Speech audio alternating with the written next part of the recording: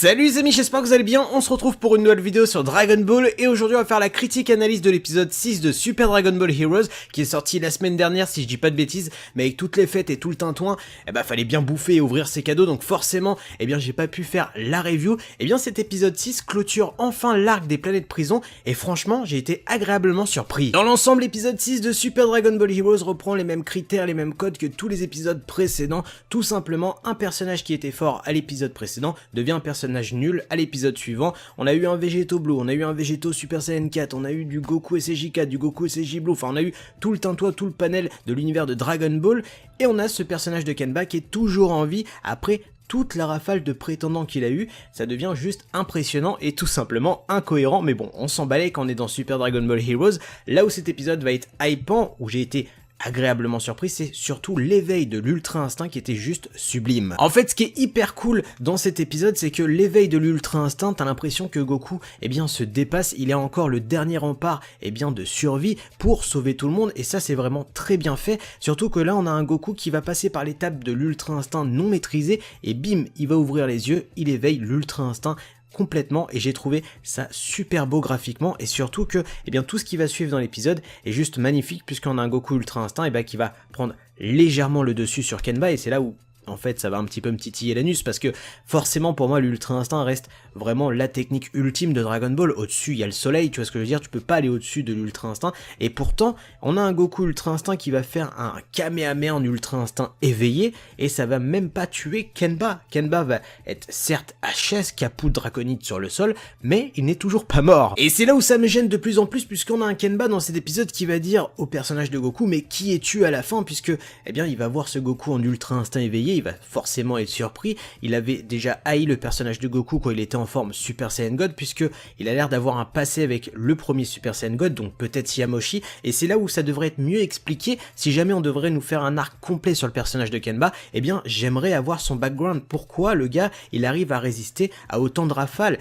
Le mec, est-ce qu'il a fait une invocation de Shenron? Est-ce qu'il est béni par les dieux, par les démons? C'est pour ça qu'il ne peut pas mourir, j'en sais rien, mais dans tous les cas, c'est le personnage actuel le plus cheaté de l'univers de Dragon Ball. Tout ce qu'on sait du personnage de Kenba, c'est qu'il est le Akenu Saiyajin, donc le Saiyan maléfique. Alors, est-ce qu'il a vraiment une protection à cause de son pouvoir démoniaque, entre guillemets, ou est-ce que son pouvoir, c'est juste, la YouTube monnaie et la Toei monnaie, j'ai envie de dire, tout simplement, puisque le personnage de Kenba fait vendre, des cartes aux petits japonais, et surtout, permet, d'avoir un panel de personnages qui succèdent pour essayer de l'affronter, qui est juste incroyable. Je sais pas si vous vous rendez compte, mais on a quand même un personnage qui a résisté à n'importe quel personnage actuel. Et cerise sur le gâteau, il est le personnage qui permet à nous viewers de passer à l'arc suivant, qui est tout simplement l'arc du conflit universel. Et pour le coup, je suis resté sur le cul, je m'attendais pas à revoir Gatai Zamasu, le beau gosse, le BG de Dragon Ball Super, qui est prêt à niquer des mamans. Et là ça va être intéressant, puisque Gatai Zamasu n'est pas venu seul, il est venu avec des petits copains et il embarque Kenba avec lui.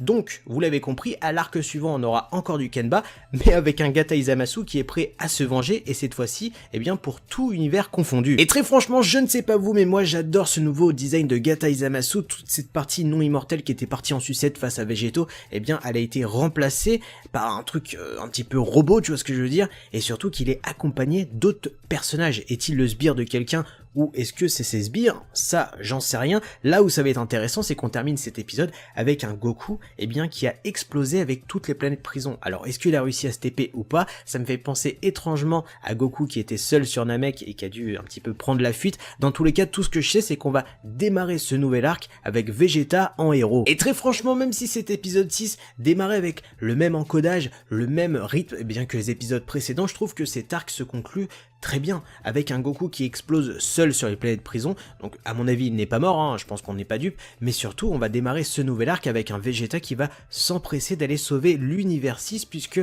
Kabe, Caulifla et Kei sont en danger, puisque le groupe de vilains entre guillemets avec Gatai Zamasu s'en prend à l'univers 6. Et franchement tu peux que être hypé si tu adores le personnage de Vegeta, tout simplement parce que le Vegeta actuel aime sa famille, a ce désir de protection au niveau de la Terre, et forcément la psychologie actuelle de Vegeta n'est plus la psychologie d'hier, c'est-à-dire ce Vegeta qui niquait des mers, qui allait coloniser des planètes en tant que Saiyan. Là on va avoir un Vegeta qui va être prêt à sauver des Saiyans qui sont en danger, même s'ils font pas partie de son univers. Là on aura aura un Vegeta qui sera sauveur. Et je vous le cache pas, d'un côté j'ai le seum, j'ai la Belgique tout simplement puisque cet arc où Vegeta rend visite entre guillemets à l'univers 6 pour voir des Saiyans toujours en vie se passe dans Super Dragon Ball Heroes. Alors est-ce que ça veut dire qu'on n'aura jamais cet arc là dans Dragon Ball Super? J'en sais rien.